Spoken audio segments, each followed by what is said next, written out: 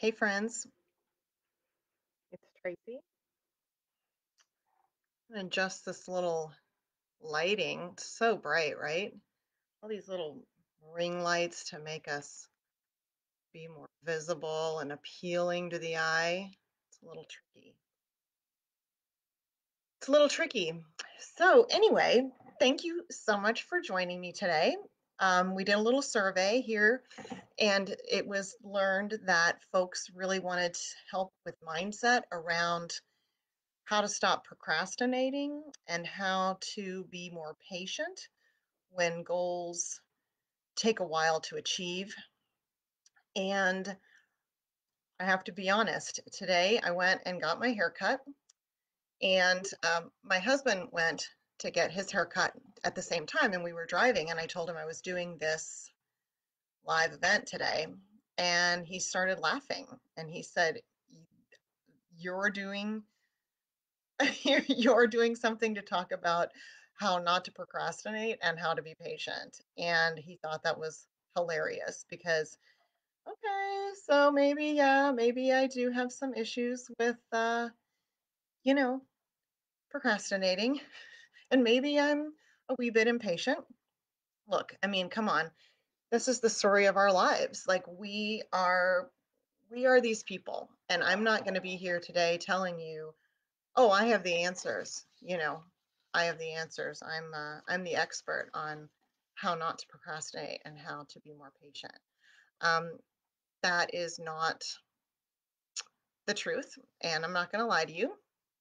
Um, I wanted to, just before I forget, tell you that I want you to join me and four other amazing holistic mindset coaches for the first ever free mindset challenge that we're starting next week. It's going to be February 1st through 5th, starting Monday. Can you believe all that Holis does for free? This is a free thing to help you have your best life. And why? Because we care. Because we care if you succeed, and we want you to succeed. Because if you succeed, then you're happy. And if you're happy, then your happiness ripples out to the whole world and makes the world happy. So happiness is contagious. There will be live trainings every evening and email trainings every day. These will be surrounding self-care and healthy habits, healthy life choices, and more. Again, the challenge kicks off this upcoming Monday, February 1st, and it is going to last all week. And if you'd like access, drop the word mindset in the comments, and Casey Tamber or Aaron will get in contact with you. So I wanted to just talk a bit, and then, obviously, please ask questions because that's what we're here for. I see some folks have joined. Can't see your names. I hope I'm doing this right. It's only my second live ever. I see people are watching, like there's someone viewing, but hopefully I can see if your name if I need to. Anyway, this whole idea of procrastination and patience, they both involve time. And I blame our troubles with procrastination and with patience on our culture, right? Our culture is, we try to do too much, and we try to do too much too fast. And it's become a habit so that we can justify procrastinating things we really care about because we're busy and we're too busy to attend to the things that really matter to us. Um, and we're trying to do too much too fast. And so something has to go. And once we've made that decision and we've taken action and we're doing the thing, then we want to hurry up and get the result because we don't have time to wait. And we've set ourselves up, we run on dopamine, right? We run on that constant hit of, I want to feel good now. I want to feel good instantly. I'm going to distract myself from what I really need to do so I can feel good right now. And this whole conversation today is going to be about really determining that you want to be in alignment with what you really want the most, not just what you want right now. So we all want what we want right now. That's how we live in this country. That's how we've been conditioned to believe is possible. And the thing is, we do get a lot of things immediately. There's a lot of things within our control. We can grab our phones, we can put on Netflix, we can eat something that is available. How we use our time is often related to wanting to feel pleasure and avoid pain. And we're not consciously thinking of this, right? We're doing all the things. And I want to say first and foremost that I spent decades of my life like in a frenzied, frenetic, crazy state of mind, trying to do too much all the time. And I was a wreck.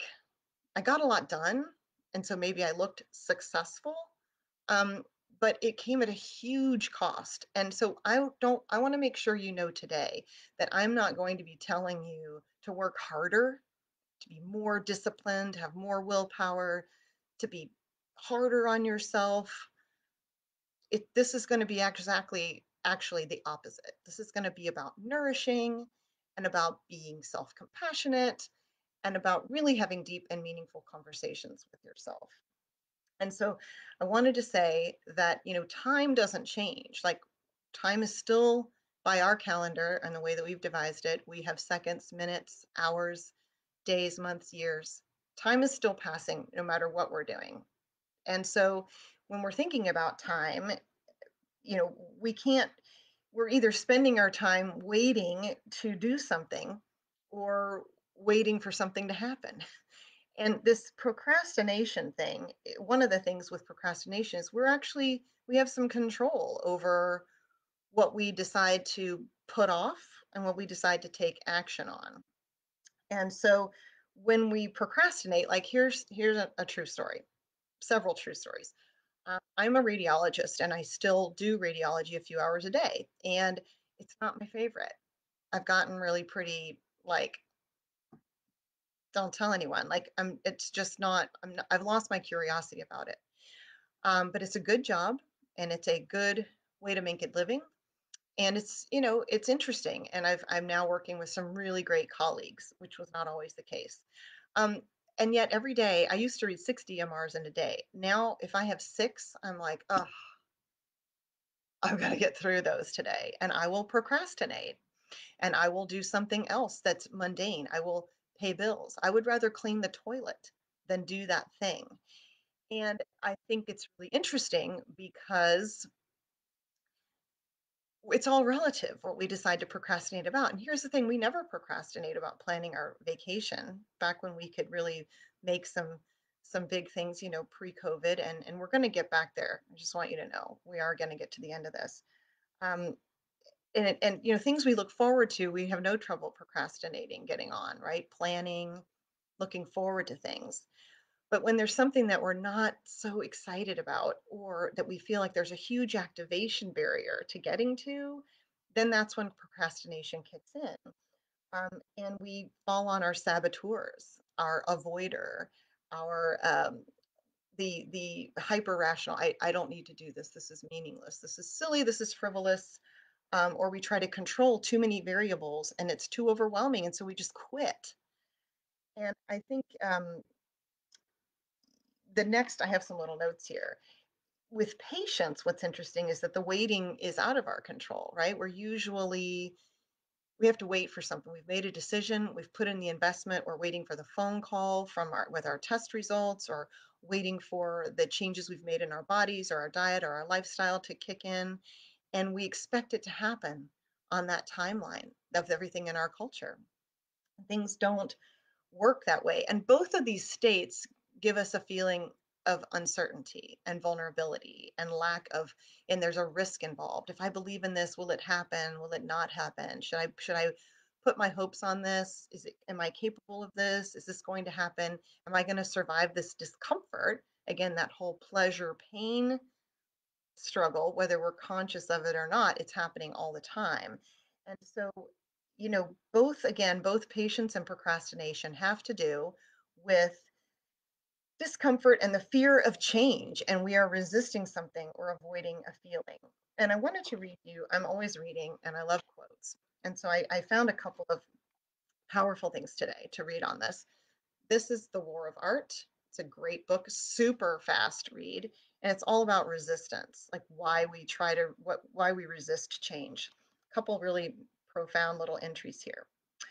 Procrastination is the most common manifestation of resistance because it's the easiest to rationalize. We don't tell ourselves, I'm never going to write my symphony. Instead, we say, I'm going to write my symphony. I'm just going to start tomorrow. So we keep ourselves thinking like, yeah, I'm going to do it. I'm doing it. I'm going to do it. Or this, the most pernicious aspect of procrastination is that it can become a habit. We don't just put off our lives today, we put them off until our deathbed. Never forget, this very moment we can change our lives. There was never a moment, and never will be, when we are without the power to alter our destiny. This second, we can turn the tables on resistance. This second, we can sit down and do our work. And what this resistance, this thing that we come up against, is what procrastination is, a form of resistance, right? It's like, I want to change, but that word change just feels scary as hell. Even if it's change we really want, we connect discomfort with change. And I wanted to give you a funny example. This morning, I think about this all the time, like how often I really need to go to the bathroom and then I just don't. So, two case scenarios. When I'm really involved in work and I'm really focused, like reading those radiology cases I told you about, that it takes me so much motivation to just sit down and do it. But once I'm doing it and I want to get them done and feel that sense of, I'm so glad that's over, I will, for hours, I used to do this at work for hours. I would have to go to the bathroom for 3 or 4 hours and I just wouldn't go because I thought that, oh, I'll feel better when I get this work done, as opposed to I'll feel better when I go to the bathroom. And this happened to me, waking up at 4 a.m. now with menopause and all the things, and waking up, it's cold in the bedroom and I'm in like flannel sheets and I have to go to the bathroom. And I can't believe how long I will sit there awake, uncomfortable, knowing that I would feel better if I would just get up and go to the bathroom. But there's this resistance. There's this resistance of, but I'm so cozy now. Like what's going to be harder, getting up and going to the bathroom? What's going to make me feel better, like staying here cozy or getting up and going to the bathroom? And we're in those silly little fights all the time. So I love what he says. This is this guy, Stephen Pressfield, such a good book. It's about creativity, which again, we are creators because we're creating our lives, right?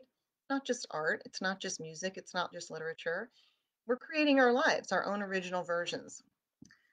So he says, when I began this book, sorry, wrong one. So, what does resistance feel like? First, it's unhappiness. We feel like hell. A low grade misery pervades everything. We're bored. We're restless. We can't get no satisfaction. There's guilt, but we can't put our finger on the source. We want to go back to bed. We want to get up and party. We feel unloved and unlovable. We're disgusted. We hate our lives. We hate ourselves. Unalleviated resistance mounts to a pitch that becomes unendurable. At this point, vice kicks in. Dope, adultery, web surfing. Beyond that, resistance becomes clinical. Depression, aggression, dysfunction, then actual crime and physical self destruction. Sounds like life, I know, but it isn't. It's just resistance. And so, I'm really into words. I thought that was really, really cool. Um, and so we have to overcome this activation barrier, right? We have to get into that conversation with ourselves of, what do I want now versus what do I want the most?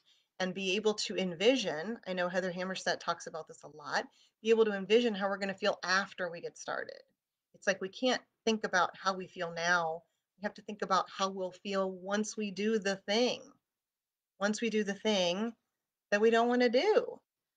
Um, and once we get started, have you ever noticed, like, once you got that work project and you're delaying and you're postponing and you're cleaning bathrooms instead and you're doing mundane activities or looking on the internet to see if anything's changed in the weather forecast or the news.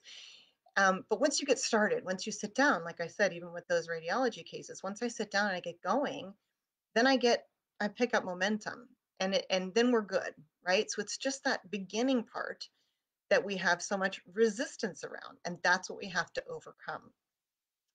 And so I've talked a lot about procrastination. A couple little things is when you're doing this, like this is, I heard this great quote today about It was from Wim Hof, who's the guy that, jumps in ice water, and he's super amazing, vagal stimulation and things like that, and getting used to being uncomfortable and how the body adapts. And so the quote is, the limit is not the sky, the limit is the mind. So good, right? So good. And we have to be careful who we hang out with. And that's not just in our social circles, but in our own heads, in our emotional environment. And it's contagious. So if you want to make a change in your life and you're hanging out with a bunch of people who are doing it the old way, it's not going to be that helpful for you. So you need to be aware of, is my current circumstance serving my goal?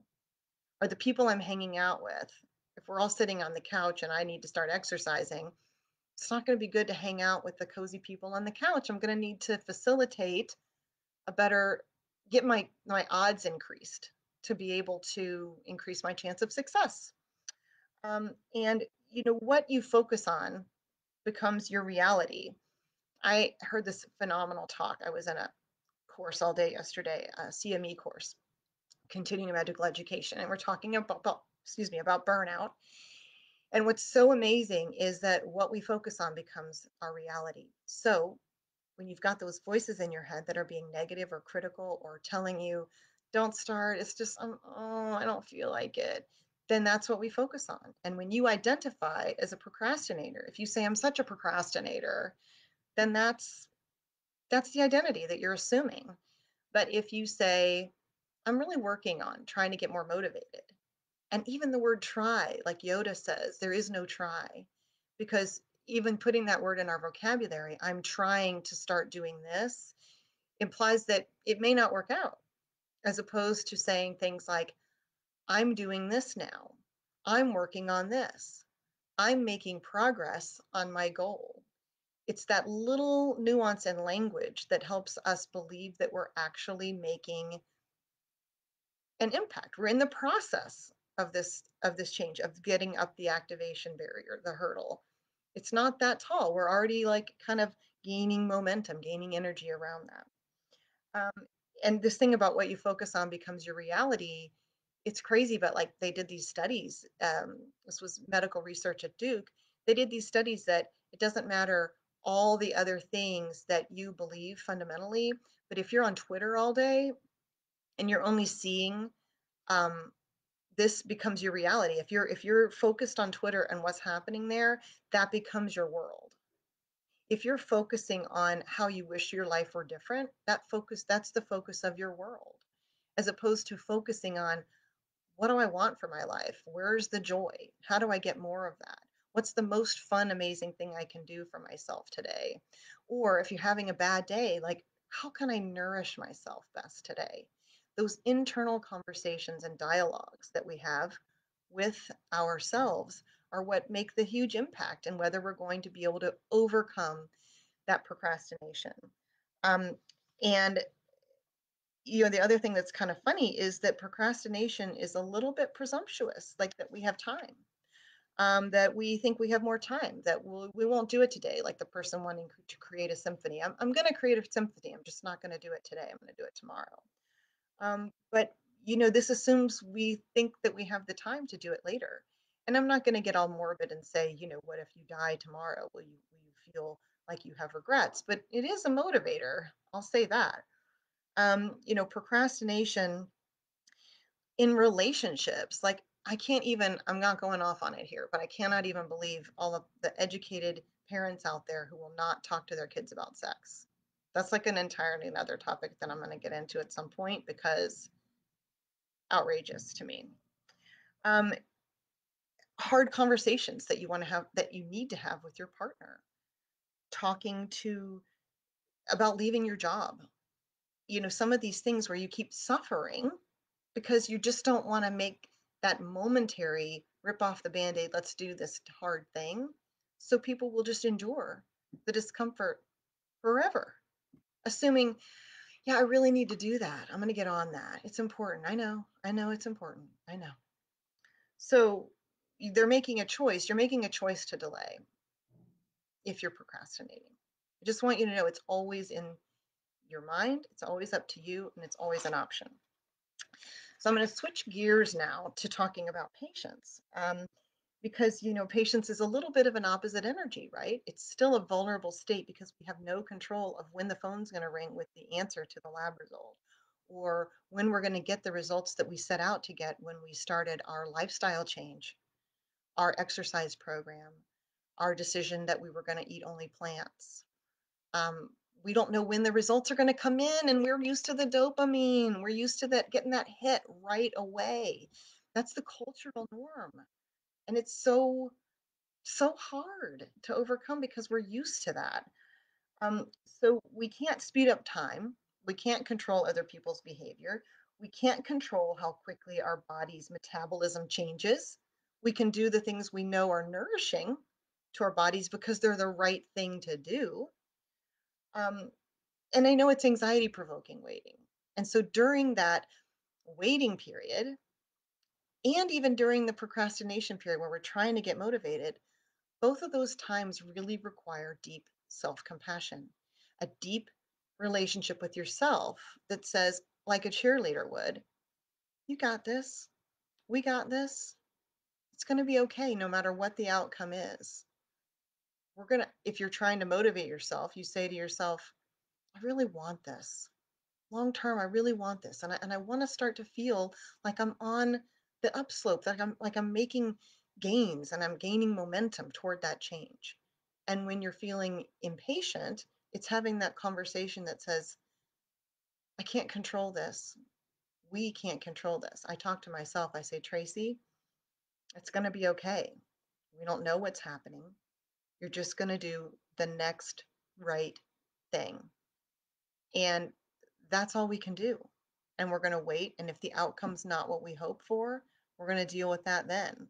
The other thing I love is this thing that my daughter gave me for Christmas, and it's from Marie Forleo, right?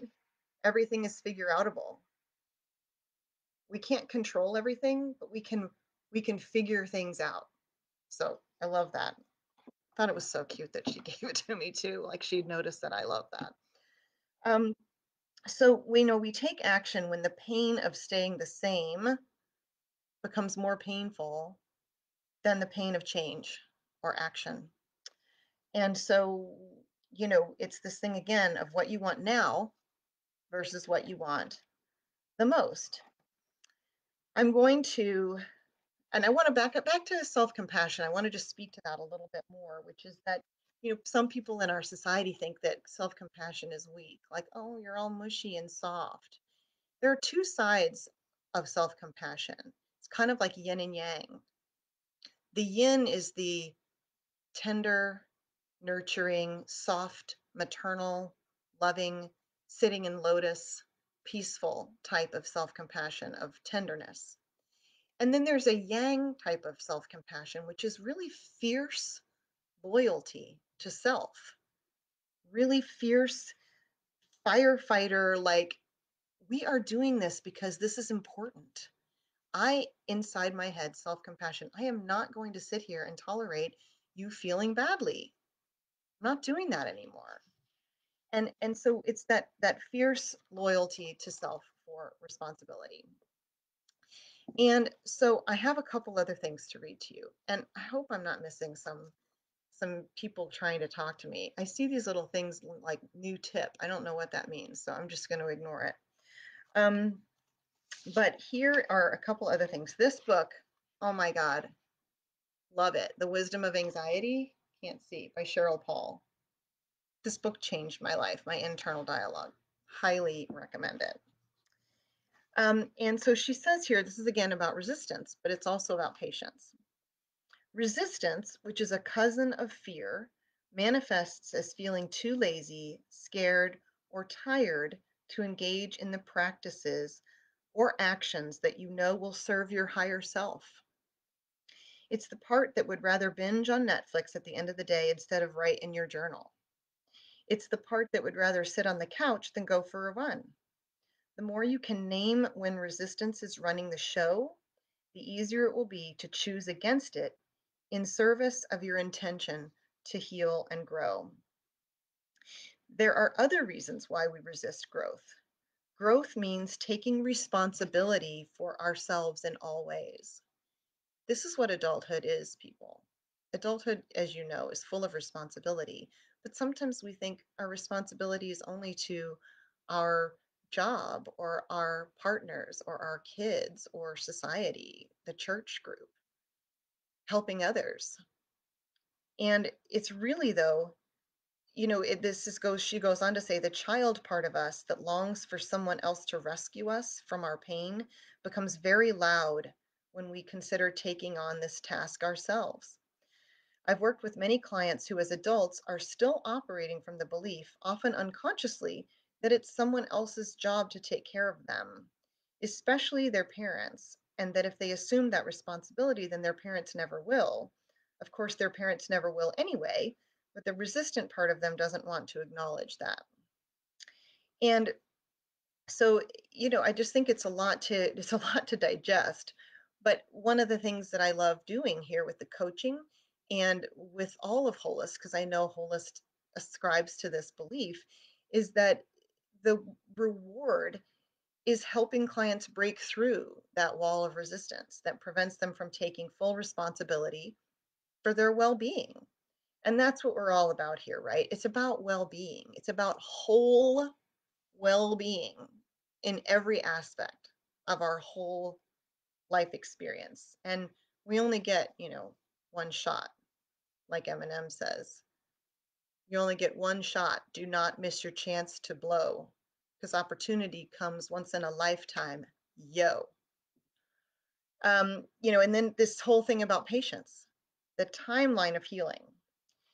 Healing doesn't follow the timetable of the culture. It follows the timetable of the soul, which is circular, fluctuating, and mysterious. Because we live in a linear culture, we expect growth, and growth I'm referring to is anything you really want, that you're trying to get, that you're meeting resistance with, and that you're growing impatient with, right? It is a form of growth because it's requiring patience because it's something you haven't yet received. So you're growing in that aspect. We expect growth to occur linearly. We step onto the healing path and expect the curve to progress upwardly, just like everything else in life, or so the culture teaches. While this may be the path that the culture entrains us to expect, first grade follows kindergarten, second grade follows first grade, baby must follow house purchase, must follow marriage. It's not actually how real life goes. In fact, if you look closely, very few things in life progress linearly. We move toward our partner and then we retreat. We feel in touch with a higher presence, in love with our spiritual path, and then doubt sets in. We think we found our calling only to discover a few years into the job that we're ready to do something else.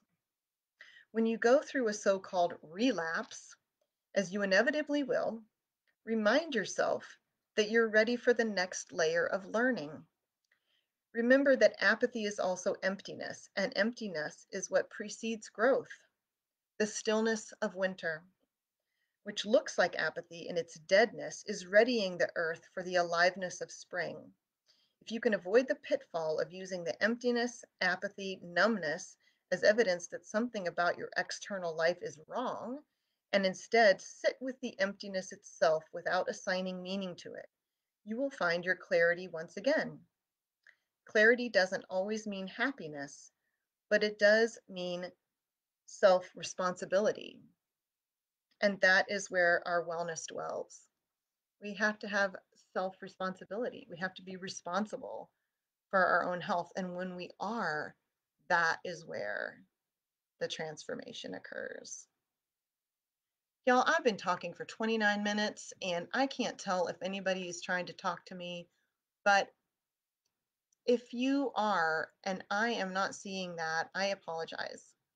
And again, if you have questions or if this didn't cover it, you can always pop in the chat later or comment or message us. Again, I'm Tracy O'Connell. I'm a holist mindset coach, and I'm all about this training of Brene Brown as well as a bunch of other thought leaders. And our goal here at Holist, the reason we have mindset coaches in addition to the health and weight coaches, is because it takes lots of different aspects to be nurtured for us to have our best lives and to really heal our whole selves. So, again, I want to remind you that next week we're having our first ever free mindset challenge from February 1st to February 5th. Um, and it is going to be with live trainings and email trainings if you sign up, with self-care tips and healthy life choice tips and lots of encouragement to get that inner cheerleader going and buffed up. And the other thing is, yeah, if you want access to this mindset challenge, then you need to drop the word mindset into the comments so that our awesome team, Casey, Tamber, and Aaron, can get in connection with you. Y'all are rock stars. I love you. We're all in this together. The world may seem dark and difficult, and that's in our minds because there's always something beautiful and joyful and exciting to learn and participate in and be curious about. And it's all in your mind, and everything is figure outable. And we're in this together, trying to get the light off of that, right? We're here together. We're all in this together. You are not alone. I'm going to hear about your self-compassion struggles and your saboteurs and how you sabotage yourself and how we're going to reprogram your hard drive so that you can make long-lasting, lifelong lifestyle changes. Mwah.